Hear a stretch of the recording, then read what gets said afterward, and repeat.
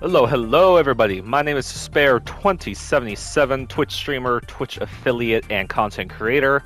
I'm a big Cyberpunk fan. Cyberpunk 2077 is one of my favorite games released in the last few years. I've tried stuff out like Cloudpunk and Observer, other Cyberpunk games like that. So when I saw this game here, NeonLore, on the PlayStation Store new games page, I was like, looks interesting. New Cyberpunk game. Never heard of this before. I literally just discovered this game like 20 minutes ago, and I thought, hey, $5.99. Might as well buy it, try it, see what it's like. As far as I know, it is on the PlayStation consoles, PS4 and 5, Xbox One, Xbox Series S and X, and I think I even saw it's on Nintendo Switch, I think one article said. So, I'm running off PlayStation 5 here. It is the PS4 version of the game. There seems to be no next-gen version of the game. So we're just going to get right into it, check it out, see what it's like. So let's go ahead and see what it's got. Apparently it's got a lot of puzzle solving and stuff like that. And there's like different characters you can meet. It's apparently like an open world. I don't know how big it is. You know, we'll explore, look around, see what it's like, you know. Oh Lord, that's taking a that's taking a second to load in the assets. Okay. So if you look down, you cannot see your character's legs. It is a first person exploration type format. Now that everything's loaded in, I mean, it looks pretty good. The resolution definitely looks a little low. We're definitely not talking 4K here, but I don't know. I'd say it looks pretty good. Cyberpunk tech. Very cool. NeonLore, how to know if he is lying to your face every day. 5 different dating strategies just for you. Your horoscope is roach shit, the art of anxiety. Okay. So can we talk to people? Can we talk to this fellow? Oh wait, what did I just do? Wait, back to game. The fuck?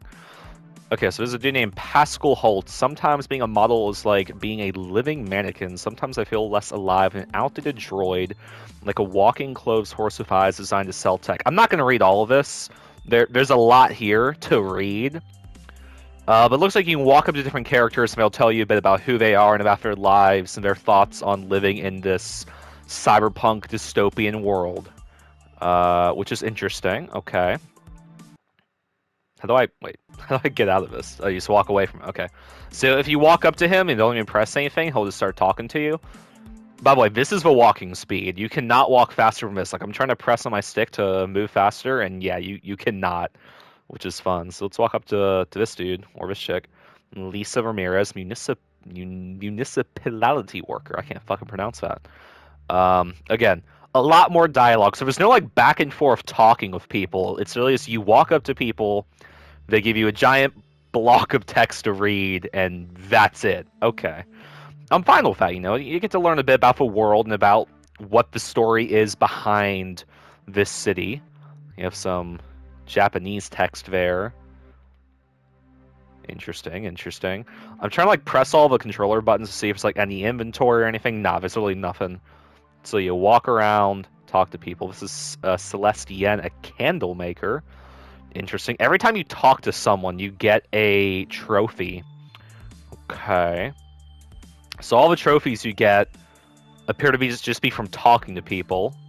So those of you trophy hunters, I assume there's a lot of trophies, but they're like very easy to get. So yeah. This is Barry Godfrey, a homeless man.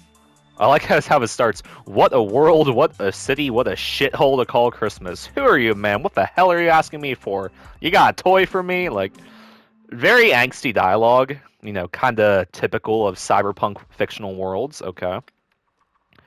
There's a lot of these areas blocked off over here, like to east quarter, to west quarter. A lot of neon lights, you know, typical of cyberpunk. There's this thing over here, and only... Again, I'm walking as fast as I can. This is as fast as it lets me walk, which is just fucking wild. Trending meme. It's like a text conversation. Something about frozen yogurt. I think it's like a man and woman arguing with each other. I don't know, man. I don't know what I'm reading. Some screen space reflections going on there, but look pretty decent, you know. Again, this is the last gen game, so there's no ray tracing or anything like that. Aja Dervilla, a teacher. Okay.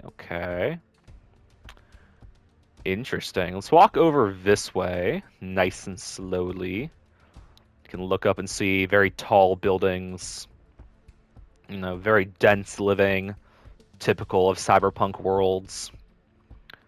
It's interesting. It's definitely reminiscent of Night City if you've ever played Cyberpunk. It's definitely reminiscent of that, especially the Watson area. But yeah, I'll say there's just not a whole lot to do in this game. It seems like there's really just nothing to do aside from walk up to people, hear what they have to say. This is Eddie Idaho, a businessman. He's got this fancy, futuristic-looking visor thing, looking like Geordie LaForge over here, with a button-up plaid shirt. Okay, okay. A lot of trash lying around, And this is it, I think. I think it's only just this tiny little area. You just talk to these people. And insomnia patient, Raleigh Neuland. Oh, let me scroll down just in case you want to read that on your own. The scrolling speed is also quite slow, I will say. That's not like me scrolling slowly, that's just the game. What does this say? Enter. Can you actually enter this? Oh, you actually can. Oh, okay. So this takes you up into an apartment complex, it looks like. You got vending machines, some chips you can get. Something that says bad for you, something. I don't know.